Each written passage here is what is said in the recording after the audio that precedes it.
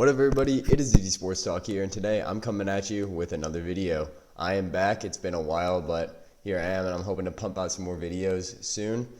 Today is the Detroit Tigers. I'm going through their team, their pitching, their hitting, the guys who, I'm talking about their future with this team, what I think they can bring, and if they're worth it. And this team is really interesting. 36-45 on the season. They're an exciting team to watch. They're fun. They're not great, but they're also not a complete embarrassment like they have been in the past. This team's actually pretty solid. They got a lot of young guys that could potentially be here for the future and be a core for this team to win a championship.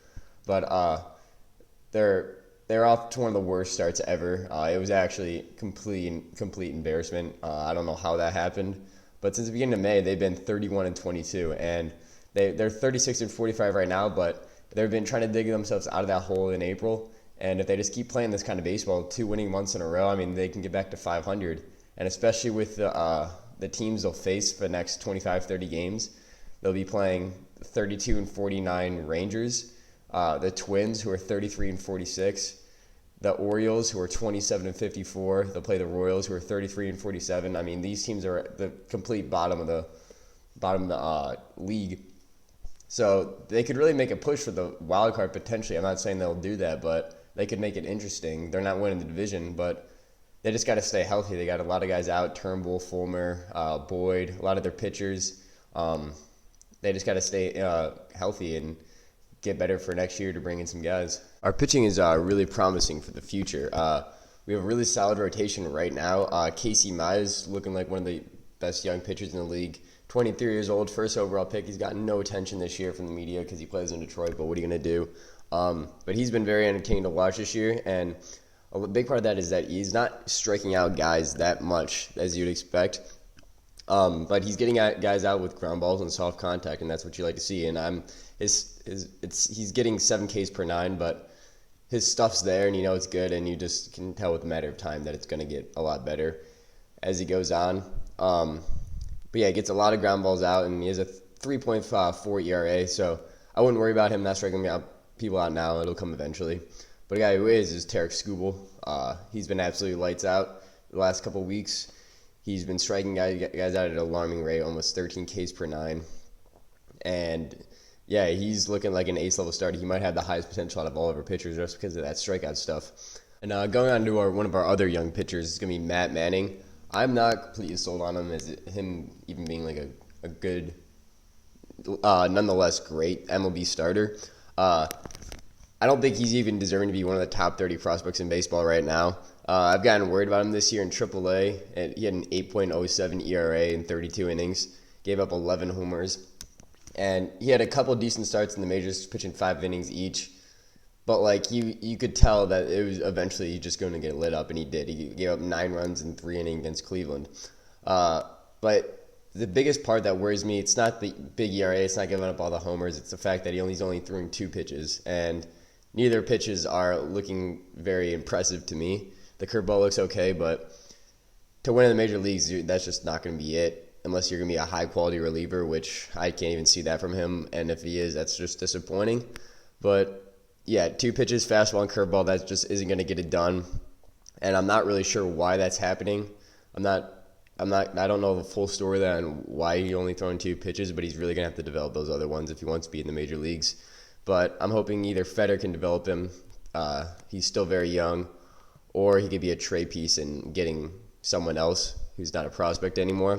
He's still a top quality prospect. Let's talk about Spencer Turnbull. He just seems like one of those guys who kind of comes out of nowhere late in his career, like in his late 20s, and then just starts to get better, hit his prime in his late 20s to early 30s. And that's what I'm really hoping he does, because he seems to get better every year the last few years, from going one of the most losses in a year to throwing a no-hitter, and he has a 2.88 ERA, but he's been out for a while now. Really hoping he can come back soon, because he's been a big part of this Tigers team, and we just keep having these bullpen days, which has actually been very good for us. AJ Hinch has been a great manager, and the bullpen days he's done a great job managing that and managing the situations, who's going to come in when. So I've really been impressed about that. A guy who's really underrated right now in our bullpen, Funkhouser. We have a really solid bullpen right now, and guys like him, he's a former one of our top pitching prospects. He's going to be a starter. That didn't turn out, but he's coming in the MLB being a great reliever. He has a 3.4 or 0.4 ERA, and he's just been coming in, playing lights out pretty much. He's had a few games where he's gotten rocked, but for the majority of the part, he's been pitching dominant, and his fastball is really lively in the upper 90s, and his stuff is just really good, and I'm really looking forward to it. He's only 28 years old. I'm really excited to what he can bring for the future and stick around. Another guy, Fulmer, he's been injured back and forth. If he can just stay healthy, he's just a really key part to this bullpen. And we haven't had a bullpen like this, I don't even know since when. This might be our best bullpen in like the last 20 years or so.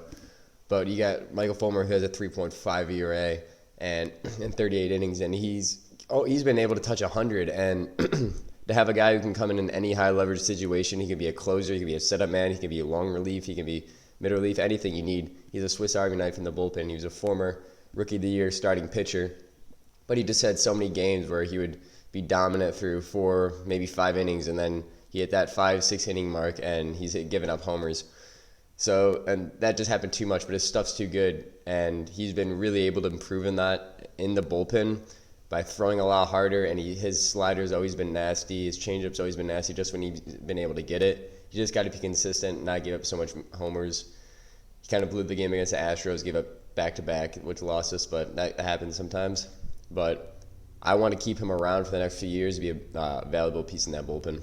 Gregory Soto, he's another guy who's a key piece in this bullpen. He has a low 2 ERA.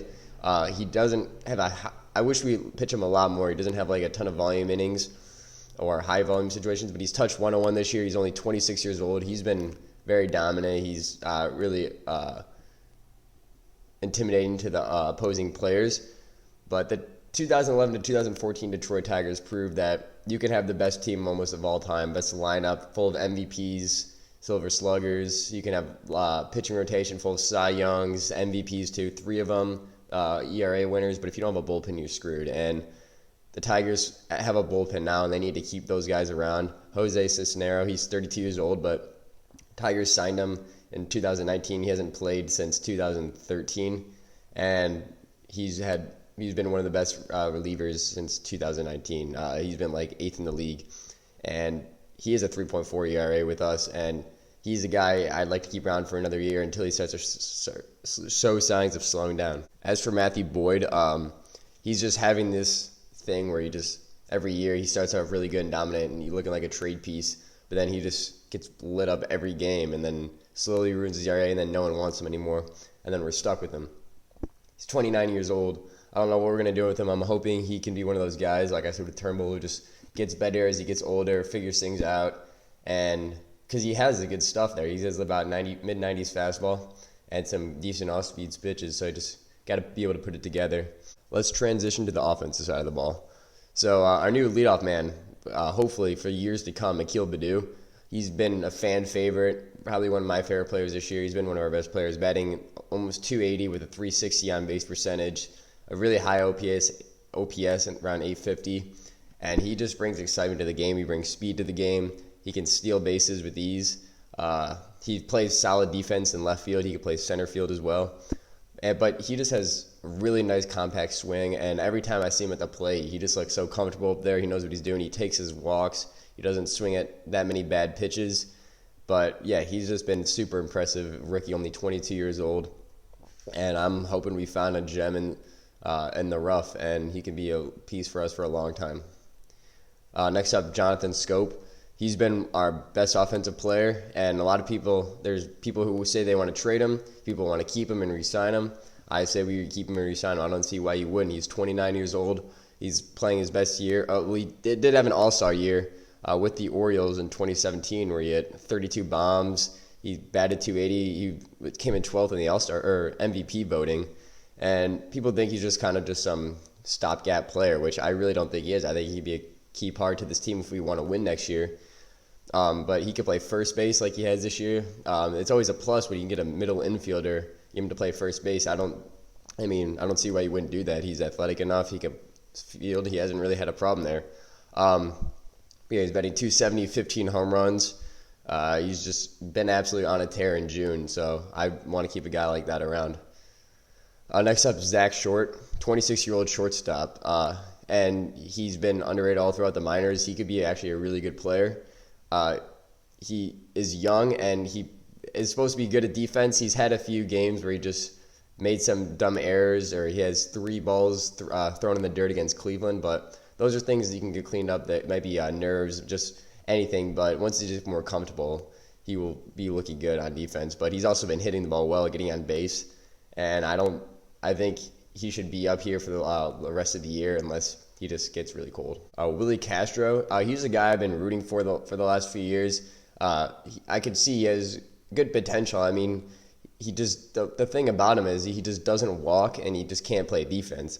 In 505 career plate appearances, he has 30 walks, and he's a solid hitter. He hit 350 in that shortened season last year, but his on base percentage is like 380.